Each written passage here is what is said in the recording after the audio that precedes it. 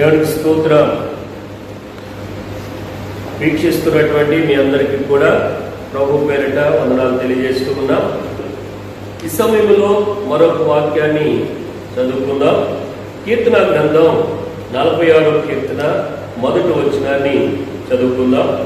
దేవుడు మనకు ఆశ్రయమును దుర్గమునై ఉన్నాడు, ఆపత్కాలంలో ఆయన నమ్ముకొనదగిన సహాయకుడు. దేవుని బిడ్డారా, ఆపత్కాలంలో దేవుడు మనకి నమ్ముకొనదగినటువంటి సహాయకుడిగా ఉన్నాడు. ఎప్పుడు ఆయన సహాయకుడిగా ఉంటాడంటే, ఒక విషయాన్ని మీకు చెప్తాను. ఒక వ్యక్తి అనుకోని రీతిలో నదిలో పడిపోయాడు. నదిలో పడిపోయిన తర్వాత అతనికి ఈత రానందున కొట్టుమిట్లాడుతూ ఉన్నాడు. ఈ లోపుగాటుగా వెళ్తున్నటువంటి కొంతమంది చూసి అతన్ని రక్షించాలనుకున్న వారికి ఈత రానందున ఆ పక్కన ఉన్నటువంటి జాలరుని పిలిచారు. అందులో ఈతగాడిని పిలిచారు. వచ్చిన తర్వాత అతడు వెంటనే నదిలో దూకపోకుండా మరి చూస్తూ ఉన్నాడు. ఒడ్డులో నిలబడి చూస్తూ ఉంటే వారు అంటున్నారు, అయ్యా నీకు ఈత వచ్చు కదా, వెళ్ళి దూకు, అతను రక్షించమని అంటుంటే అతడు ఏమాత్రం కూడా త్వరపడట్లా, ఆలస్యం చేస్తూ ఉన్నాడు. మరలా వారు అంటున్నారు, అయ్యా నీకు కావాలంటే డబ్బులు ఇస్తాం, వెళ్ళి అతను రక్షించాను అంటుంటే ఆయన కూడా మరి ఏమాత్రం తొందరపడుకోకుండా అట్లాగే చూస్తూ ఉన్నాడు. అయితే వెంటనే కొద్దిసేపుడికి మరి నదులు దూకి ఆ వ్యక్తిని రక్షించాడు. రక్షించిన తర్వాత వాడు బ్రతికాడు. బ్రతికిన తర్వాత వాళ్ళు డబ్బులు ఇస్తా ఉంటుంటే ఆ ఈతగాడు అంటున్నాడు, నాకు అక్కర్లేదు డబ్బులు అన్నాడు. ఎందుకయ్యా అంటే, నువ్వు డబ్బులు ఇస్తానంటేనే కదా నదిలో దూకావనంటే, కాదు, అతడు ఎప్పుడైతే నదిలో మరి అతనికి ఈత రానందున చేతులు కాళ్ళు ఆడించినంతసేపు కూడా మరి మనం వెళ్ళినట్లయితే కనుక ఎంత ఈతగాడైనా సరే ఆ వ్యక్తి ముంచేస్తాడు. కాబట్టి ఎప్పుడైతే అతడు కాళ్ళు చేతులు ఆ నీటిలో ఆడించుకోకుండా ఉన్నాడో అప్పుడే నేను దూకి అతన్ని రక్షించాను. కాబట్టి ఒకవేళ కనుక అతను ఇంకా కాళ్ళు చేతులు అలా ఆడిస్తే కనుక మరి ఎంత ఈతగాడినైనా సరే ముంచేసే ప్రమాదం ఉందని మరి ఆ వ్యక్తి చెప్పాడు. దేవుని బిడ్డారా, దేవుడు కూడా మనకి ఎప్పుడు సహాయం చేస్తాడు అని అంటే, ఎప్పుడు మనకి మన ప్రార్థనకి సమాధానం ఇస్తాడని అంటే కనుక ఎప్పుడు ఇస్తాడని అంటే, మనం ఎప్పుడైతే మన కాళ్ళు చేతులు ఆడినంతసేపు కూడా ఆ వ్యక్తి దూకలేదు. అలాగే మనం కూడా ఈ లోకం మీద ఆధారపడినంత వరకు, మనుషుల మీద ఆధారపడినంత వరకు, లేదా మనకు ఉన్నటువంటి ఉద్యోగాలు, వ్యాపారాలు, వీటి మీద ఆధారపడినంత వరకు కూడా ఆయన ఏమీ కల్పించుకోలేడు. ఎప్పుడు కల్పించుకుంటాడంటే, పూర్తిగా ఆ కాలు చేతులు ఆడనప్పుడు ఏ విధంగా వ్యక్తి రక్షించాడు, అలాగే మన పూర్తిగా దేవుని మీద ఆధారపడినప్పుడు దేవుడు ఖచ్చితంగా మనల్ని ఆదుకుంటాడు, మనకి సహాయం చేస్తాడు. ఎవరు బిడ్డారా, నా జీవితంలో, నా వ్యక్తిగత జీవితంలో కూడా దేవుడు ఆ పాఠాన్ని నేర్పిస్తూ వచ్చాడు. నేను సేవ పరిచర్యలోకి వెళ్ళినప్పుడు మొదట్లో సేవ ప్రారంభించాం.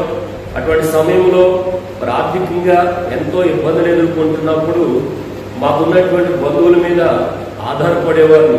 ఆ నెల అవస్థల కొరకే వారి దగ్గరికి వెళ్ళి తీసుకుంటూ ఉండేవాడు. ఒకసారి దేవుడు మాట్లాడాడు.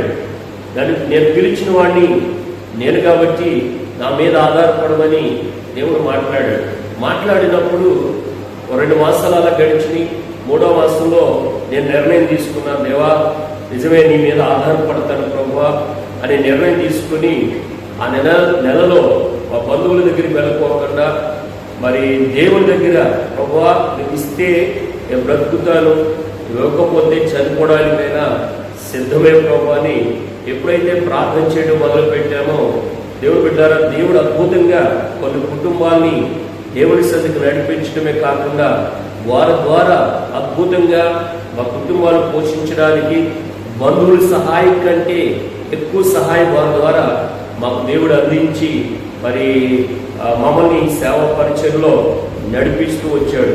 అప్పుడు నేర్చుకున్న సేవ పరిచర్లో దేవుని మీద ఆనుకున్నప్పుడు దేవుడి మీద పూర్తిగా డిపెండ్ అయినప్పుడు ఖచ్చితంగా దేవుడు సహాయం చేస్తాడు, దేవుడు ఆదుకుంటాడు అనేది నా అనుభవపూర్వకంగా నేను నేర్చుకుంటా ఉన్నాను. కనుక మన మనుషుల మీద, ఈ లోకం మీద ఆధారపడినంత వరకు కూడా దేవుడు ఏ సహాయం చేయలేడు. కానీ కేవలం దేవుడి మీద ఆధారపడినప్పుడు దేవుడు అద్భుతంగా మనకు సహాయం చేయడానికి ఆయన ఎప్పుడూ సిద్ధంగానే ఉన్నాడు. ఆయన ఎప్పుడు ఆయన హస్తము చాపబడి ఉన్న మనకు సహాయం చేయడానికి. దేవుడు బిడ్డారా, ఆయన అంతేకాకుండా దేవుడు బిడ్డారా, దేవుడి సందులో మరి బైబిల్ గ్రంథంలో ఒక వ్యక్తి మనకు కనపడతాడు. అమాజ్యా అనేటువంటి వ్యక్తి కనపడతాడు. ఆయన మరి శత్రువుల మీద యుద్ధానికి వెళ్ళినప్పుడు అతనికి సైన్యం సరిపోక ఎఫ్రాయిములు బలిష్టమైనటువంటి వారు, శక్తివంతమైన వారు, వారిని తోడు తెచ్చుకున్నాడు. వారి డబ్బులకి కొని తెచ్చుకుంటా ఉన్నాడు.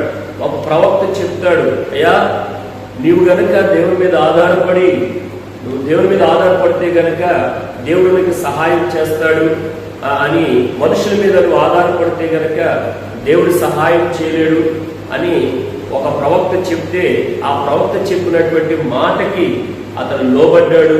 విధేయత చూపించి ఎవరినైతే పిలుచుకున్నాడో వారందరినీ కూడా పంపించిన తర్వాత దేవుని బిడ్డలారా, అతడు యుద్ధానికి వెళ్ళాడు. దేవుని మాట మీద ఆధారపడి యుద్ధానికి వెళ్ళినప్పుడు దేవుడు అద్భుతమైనటువంటి జయమును అతనికి అనుగ్రహించాడు. నిజంగా మన మనుషుల మీద ఆధారపడినంతసేపు కూడా దేవుడి సహాయం చేయలేడు. కానీ మన ప్రభు మీద ఆధారపడితే ఖచ్చితంగా మనకు సహాయం చేస్తాడు. కాబట్టి మనందరూ కూడా ప్రభు మీద ఆధారపడదాం. ఆయన ఆపత్కాలంలో నమ్ముకొనదగిన సహాయకుడు కాబట్టి మీకు కూడా సహాయం చేస్తాడు. అట్టి కృప దేవుడు మీకు ఇవ్వాలని ఆశిస్తూ ఈ మాట ముగిస్తా ఉన్నాం. దేవుడి కొద్ది మాటలు మన వెనుకల్లో దీవించునుగాక. ప్రార్థన చేసుకుందాం. సర్వశక్తివంతుడా, సర్వోన్నతుడానికి వందనాలు నాయన. నీ మీద ఆధారపడినప్పుడు నాయన మాకు నాయన సహాయకుడుగా మీరున్నారు ప్రభా.